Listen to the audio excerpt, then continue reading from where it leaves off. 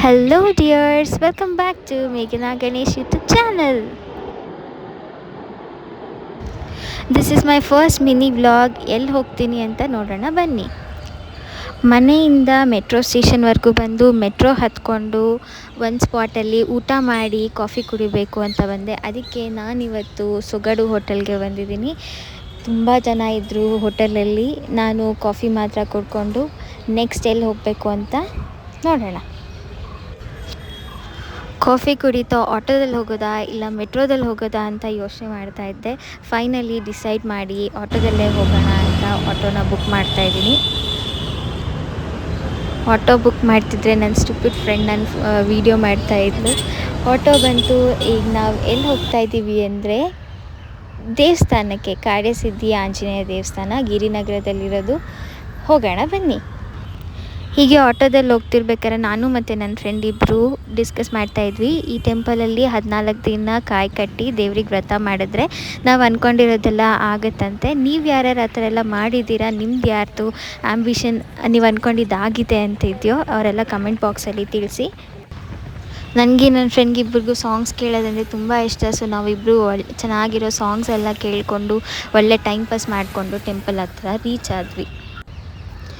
And when we reach the temple it was too early. Temple open ಆಗೋಕ್ಕೂ ಮುಂಚೆನೇ ತುಂಬ ಜನ ಕ್ಯೂವಲ್ಲಿ ನಿಂತ್ಕೊಂಡ್ಬಿಟ್ಟಿದ್ರು. And we had to stand in the queue. Queue was too long. By the time it was 5:30 we waited and the gates were opened. Temple ಒಳಗೆ ಕಾಲಿಟ್ಟಿದ ತಕ್ಷಣ ಒಳ್ಳೆ positive vibration ಇತ್ತು ಟೆಂಪಲಲ್ಲಿ. ಆ್ಯಂಡ್ ಮೈಂಡ್ ಕೂಡ ತುಂಬ ಪೀಸ್ಫುಲ್ಲಾಗಿ ಫೀಲ್ ಆಯಿತು. It was a very long Q.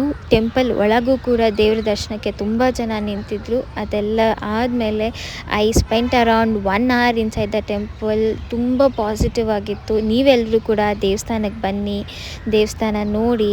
ತುಂಬ ಚೆನ್ನಾಗಿದೆ ದೇವಸ್ಥಾನ ಒಳಗೆ ಕಾಲಿಟ್ಟಿದ ತಕ್ಷಣ ಆ ವೈಬ್ ತುಂಬ ಚೆನ್ನಾಗಿತ್ತು. ನಾನಲ್ಲಿ ಲೆಫ್ಟ್ ಸೈಡಲ್ಲಿ ನೋಡಿದಾಗ ತುಂಬ ಜನ ಕಾಯಿ ಕಟ್ಟಿದ್ರು. ಅಲ್ಲಿ ಮಾತ್ರ ಅಲ್ಲ, ಅಲ್ಲಿ ಆಚೆ ಕಡೆಗೂ ತುಂಬ ಜನ ಕಾಯಿ ಕಟ್ಟಿದ್ರು. ದೇವರಿಗೆ ವಿಳೆದೆಲೆ ಮತ್ತು ತುಳಸಿನ ತಗೊಂಡೋಗಿ ದರ್ಶನ ಮಾಡಿಕೊಂಡು ದೇವಸ್ಥಾನ ಫುಲ್ ಪ್ರದಕ್ಷಿಣೆ ಹಾಕಿ, ದೇವರು ಮುಂದೆಯೇ ಸ್ಟೆಪ್ಸ್ ಇತ್ತು. ಅಲ್ಲಿ ಎಲ್ಲರೂ ಕೂತ್ಕೊಂಡು ದೇವ್ರಿಗೆ ಪ್ರೇ ಮಾಡಬೇಕಂತಲೇ ಆ ಜಾಗ ಮಾಡಿರೋದು. ನಾನು ಕೂಡ ಅಲ್ಲಿ ಕೂತ್ಕೊಂಡು 1-2 ನಿಮಿಷ ದೇವ್ರಿಗೆ ಚೆನ್ನಾಗಿ ಪ್ರೇ ಮಾಡಿಕೊಂಡೆ. ದೇವ್ರಿಗೆ ಪ್ರೇ ಮಾಡಿಕೊಂಡು ಕಣ್ಣು ಓಪನ್ ಮಾಡಿ ನೋಡಿದಾಗ ದೇವಸ್ಥಾನ ಫುಲ್ ಜನ ರಶ್ ಆಗಿಬಿಟ್ಟಿದ್ರು. ನಾನು ಹೋಗಿದ್ದು ಸ್ಯಾಟರ್ಡೆ ಈವ್ನಿಂಗ್. ಸ್ಯಾಟರ್ಡೆ ಆಂಜನೇಯ ದೇವಸ್ಥಾನಕ್ಕೆ ಜನ ಜಾಸ್ತಿ ಬರ್ತಾರೆ. ಇಲ್ಲಿ ಕಾಣ್ತಿದೆ ನೋಡಿ, ಇದೇ ಕಾರ್ಯಸಿದ್ಧಿ ಆಂಜನೇಯ. ದೇವರ ಅಲಂಕಾರ ಮಾತ್ರ ತುಂಬ ಚೆನ್ನಾಗಿತ್ತು. ಇಲ್ಲಿ ಆಂಜನೇಯ ಸ್ವಾಮಿ ಮಾತ್ರ ಅಲ್ಲ, ಸುಬ್ರಹ್ಮಣ್ಯ ಸ್ವಾಮಿ ಮತ್ತು ಶಿವ ದೇವರು ಕೂಡ ಇದೆ.